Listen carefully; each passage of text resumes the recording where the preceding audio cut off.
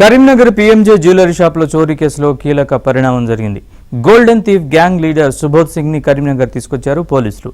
Bihar jail నుంచి PT warrant పై భారీ భద్రత మధ్య తరలించారు. మరి ఈ డాన్ నోరు విప్పుతాడా? కోట్లాది నగలు దొరుకుతాయా?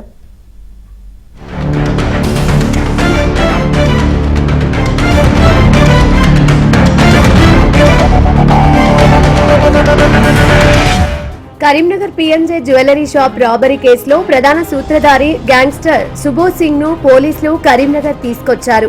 ప్రత్యర్థుల నుంచి ప్రాణహాని ఉండటంతో బీహార్లోని పూర్నియా జైలు నుంచి పాట్నాకు, అక్కడి నుంచి విమానంలో హైదరాబాద్ కు తరలించారు. అనంతరం రోడ్డు మార్గంలో అత్యంత పకడ్బందీగా కరీంనగర్ చేర్చారు.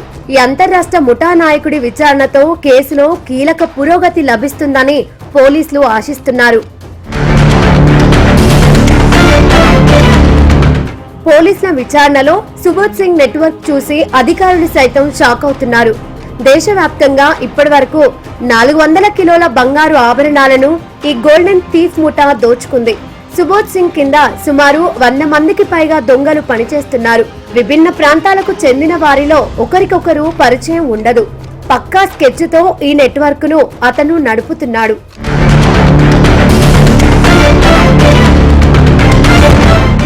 ఈ నెల 3న కరీంనగర్ పీఎంజే జ్యువెలరీ షాప్ లో ఈ ముఠా ఘాతుకానికి పాల్పడింది. సిబ్బంది ప్రతిఘటించడంతో కాల్పులు జరిపి ముగ్గురిని గాయపరిచారు. షాప్ నుంచి 161 గ్రాముల విలువైన బంగారు ఆభరణాలు, వజ్రాలను దోచుకెళ్లారు. దొంగతనం తర్వాత నగలను గుర్తు తెలియని చోట వేరే వ్యక్తులకు ఇచ్చి పరారయ్యారు. ఈ సంచలన కేసును కరీంనగర్ పోలీసులు సవాల్గా తీసుకొని దర్యాప్తు ముమ్మరం చేశారు.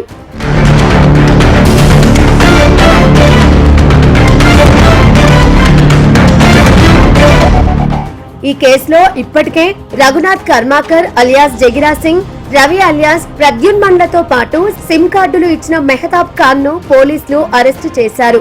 మరో 10 మంది నిందితులు పరారీలో ఉన్నారు. నగలు ఎక్కడున్నాయో గ్యాంగ్ లీడర్ సుబోధ్ సింగ్ కే తెలుసునని విచారణ జరుగుతోందని సిపి గౌసాలం తెలిపారు. Now this is the main person, Subodh Singh. He is wanted in many cases, currently in jail. So ఈ కేసులో కూడా ఇతనికి లింక్ దొరికింది కాబట్టి ఖచ్చితంగా పీటీ వారెంట్లో ఇతనికి మేము తీసుకువస్తాం. Gang leader is Subodh Singh and under him only they have been working. So these are the certain evidence details I wanted to share. And lastly I want to take names of all those people who have helped me in this case. This case is still investigation is going on because all the accused are not arrested. Still we are in hot pursuit, hot chase mode, and still our team is working continuously to identify. Of course they have been alerted, they have got alerted by arrest of these people. Kabatti it will be a challenge kani ఖచ్చితంగా వీళ్ళకి మేము పట్టుకుంటాం. మరి పోలీసుల కస్టడీలో ఉన్న సుబోధ్ సింగ్ విచారణలో నిజం చెప్తాడా? బంగారు ఆభరణాలు ఎక్కడున్నాయన్న ఆచూకీ పోలీసులకు దొరుకుతుందా అనేది సస్పెన్స్ గా మారింది.